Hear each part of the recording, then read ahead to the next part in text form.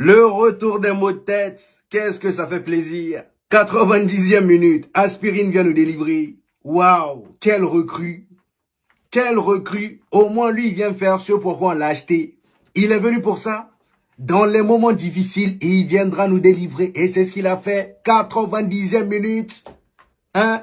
Après cette pré-saison qu'on a fait là, je m'attendais pas à ce qu'on galère autant dès le début. Franchement. Je m'attendais pas à ce qu'on galère. Après, c'est pas grave. C'est que le début, c'est le premier match. Il y a encore le temps pour améliorer certaines choses. Franchement, aujourd'hui, là, le plus important, c'était les 3 points. On a les 3 points. Même si c'est dans la douleur, dans les maux de tête, c'est pas grave. De toute façon, on a l'habitude.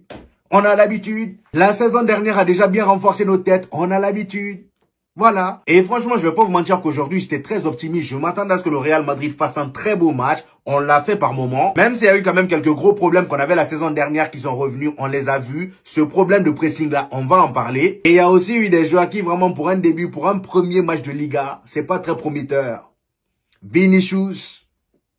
C'était pas très prometteur du tout. Et comme je vous l'ai dit dans ma vidéo débrief, avec lui là cette année, il y aura pas de favoritisme. S'il est mauvais, va falloir le mettre sur le banc parce que là, on n'a plus le temps à perdre. On n'a plus le temps à perdre. Ça fait 2 saisons, on en a nada. 2 saisons sans trophée. Donc cette saison-là, on n'est pas dans les amitiés ou je ne sais quoi, mon fils. J'en ai rien à battre. S'il est mauvais, mettez-lui sur le banc. Et aujourd'hui, il a été mauvais. Aujourd'hui, il a été très mauvais. Néanmoins, dans cette vidéo, étant donné que c'est que le début, c'est le premier match, on va juste relever ce qu'on a vu de positif et de négatif. On va pas tomber sur les joueurs, on va leur donner un peu de temps pour se mettre dans le bain. Vous voyez ce que je veux dire? Donc aujourd'hui, les amis, comme vous avez pu le voir, dans la composition de notre cher José Mourinho, première composition officielle dans cette Liga pour The Special One, le gars, il a aligné Arda Güler et Jude Bellingham en même temps. Jude Bellingham étant en 10 et Arda Güler à droite. Et moi, ça, les amis, j'avais quelques petits questionnements par rapport à ça. Est-ce que ça allait fonctionner? Et étant donné que la saison dernière, vous-même, vous aviez vu que c'était pas très efficace. La plupart du temps, il se marchait dessus. Donc moi, quand j'ai vu la composition de notre cher José Mourinho, je me suis dit, est-ce que ça, là, ça va marcher? Ça a marché. Ça a marché. Ça a même été les 2 meilleurs joueurs de ce match-là. Jude Bellingham et Arda Güler, top performance. Il y avait personne au-dessus d'eux. Franchement, quel match de la part d'Arda Güler. Techniquement parlant, il a passé un cap. Il a passé un cap en termes de qualité de passe. En termes d'organisation, il n'y a rien à dire. Il n'a pas peur. Quand il a le ballon dans les pieds, le ballon brûle pas ses pieds. Il garde, il fait la passe. Même les petits. Il a fait un petit lob en deuxième mi-temps. Je ne sais même plus c'était quel joueur d'Espagnol là. Il a fait un petit lob à un moment là. Je me suis dit, ouais, Arda Güler, qu'est-ce que tu deviens? Qu'est-ce que tu deviens? Le but de Jude Bellingham dès la 9e minute. Le caviar que notre cher Arda pose sur sa tête. Jude Bellingham est entouré par 3 joueurs de l'Espagnol. Il a quand même réussi à mettre la tête tellement la balle venait pour sa tête. La balle a passé la commande chez Arda Güler et il fallait bien que le ballon arrive à destination. C'est venu se poser sur son crâne et c'est rentré. Les 3 joueurs espagnols là n'ont rien pu faire. Ils n'ont rien pu faire, c'est rentré. Ouais. Après une si grosse Coupe du Monde, notre cher Jude Bellingham vient dans la même continuité et ça fait plaisir. Ça fait plaisir. Aujourd'hui, la crainte qu'on avait, le fait, voilà, on avait peur qu'ils se marchent dessus avec Arda Güler. Eh ben non. Ils étaient très bien organisés. Jude Bellingham avait tendance à être beaucoup plus sur le côté gauche et Arda Güler, le contraire, il était à droite. On les voyait rarement dans la même zone. Les deux étaient beaucoup en mouvement. Ça venait récupérer le ballon, ça distribuait. Jude Bellingham était un peu plus dans la combativité. Comme d'habitude, j'ai envie de dire, le gars, il a sorti une top performance lui aussi. Top performance. Les deux étaient en mouvement et derrière eux, le double pivot Valverde Bernardo Silva était un peu plus fixe. Et Arda Güler, Jude Bellingham était beaucoup plus en mouvement. Malheureusement, sur ce match-là, malgré la top performance des 2 joueurs dont je viens de parler, c'est-à-dire Jude Bellingham et Arda Güler, côté double pivot là, il y a un gros problème. Valverde a fait un bon match, je dis pas le contraire. Il a fait un bon match, même si sur le but qu'on encaisse, il est un peu fautif. Parce que le gars sur l'action, il est complètement spectateur. Il est complètement spectateur. Comment toi, tu peux être là devant ta surface, dans ta surface même, tu laisses un joueur espagnol venir en plein milieu de ta surface, il n'y a personne sur lui. Va sur lui. Dumfries aussi, sur le porteur du ballon, il est là, il le regarde, il fait recul-frein. Recul-frein dans ta surface, mon ami. Tu vas reculer jusqu'à dans tes cages. Monte.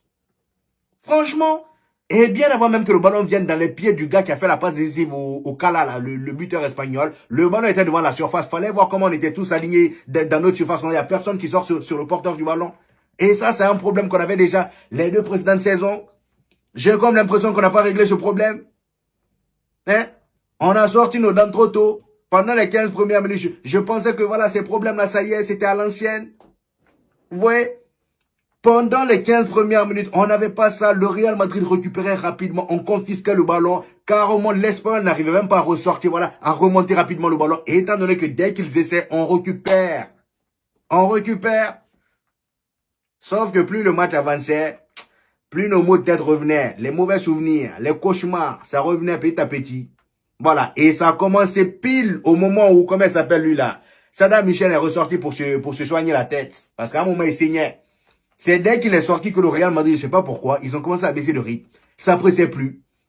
Voilà. Les joueurs de l'Espagnol pouvaient récupérer le ballon dans leur surface, remonter jusqu'à dans notre surface, sans problème. Et étant donné qu'il n'y avait pas de pressing, on les laisse se balader. Et quand on faisait les pressings, c'était tout le temps un seul joueur du Real Madrid qui montait sur le porteur. Mais comment on voulait récupérer le ballon comme ça? Ça, c'est un problème qu'il va falloir régler. C'est un problème qu'il va falloir régler parce que là, on a galéré face à l'Espagnol. Face à l'Espagnol. Imaginez la suite. On va pas encore avoir mal à la tête toute la saison. Dès le premier match, vous nous faites mal au crâne. Hein? Dès le premier match. Ayez pitié au moins de nous. Ça fait 2 saisons qu'on a mal au crâne. 2 saisons. Et j'ai même envie de dire, heureusement qu'on a acheté de l'aspirine parce que Carlos Espy, sans lui là, ça allait être match nul. Voilà, lui il est venu en tant qu'aspirine, il a fait son boulot, il nous a calmé nos maux de tête, direct. C'est pour ça qu'on l'a acheté. 90e minute, il rentre, il met dedans. Et il n'a pas besoin de beaucoup. On l'a vu même pendant la phase de préparation. On l'a vu. Dès son premier match, il a mis dedans. Il va être très très important cette saison, hein, ce Carlos Espy là. Il va être très très important. Dans ce genre de match où on galère à marquer là, des matchs où Vinicius et Kylian Mbappé se chient dessus, et bah lui il va rentrer, il va faire l'affaire. Et c'est ce qu'il a fait aujourd'hui. Imaginez la joie dans son cœur. Carrément, j'étais même content pour lui.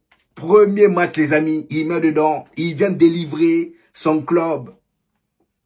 C'est bien ce que je pensais. Le Real Madrid est de retour. Pendant 57 minutes, ton joueur le plus dangereux, c'est Arda Güler, qui t'a littéralement créé 7 actions dangereuses en 57 minutes, dont cet incroyable assist pour Jude Bellingham qui a inscrit le premier but. Tous littéralement étonnés de l'ampleur qu'il a pris, dont Mbappé qui était choqué. Tu peux que être étonné à partir du moment où tu comprends que tu commences à jouer avec un joueur qui commence à rouler des sombreros comme si de rien n'était à ses adversaires, à 2 pas de faire marquer son coéquipier comme si de rien n'était. Aujourd'hui, il a fait du terrain son baby-foot, a trouvé ses coéquipiers comme un pied téléguidé, mais étant le meilleur joueur, c'est à la 64e minute que celui-ci devait sortir. C'est littéralement à partir de ce moment-là que tu joues contre nous, car bien qu'il devait avoir faute plusieurs fois sur Vinicius, le joueur qui devait sortir, c'est lui. On a tous vu son niveau en 4K et à quel point la régression continue. Avec Diomandé qui fait une entrée assez réussie, Carlos Espy, buteur aujourd'hui, sauveur du Real Madrid, et quelle histoire. Lui que tous les Madrilènes voient désormais comme un José Bis, devait être sur le terrain beaucoup plus tôt. Même si ça part à la base par un beau travail de Kylian dans la surface, lui qui va se défaire de plusieurs adversaires, jusqu'à permettre à Carlos Espy de se retrouver devant les cages, et ainsi venir terminer. Mention honorable à Bellingham qui sort une première mi-temps stratosphérique. Il y a encore beaucoup de boulot pour certains, sur qui on va pas trop taper vu qu'ils font que d'arriver. Aujourd'hui t'es sauvé, mais après tel mercato, le Real Madrid qui gagne contre l'Espagnol à la 90e minute, sache que ça sent mauvais. On te fait confiance Mourinho, mais là tu commences mal.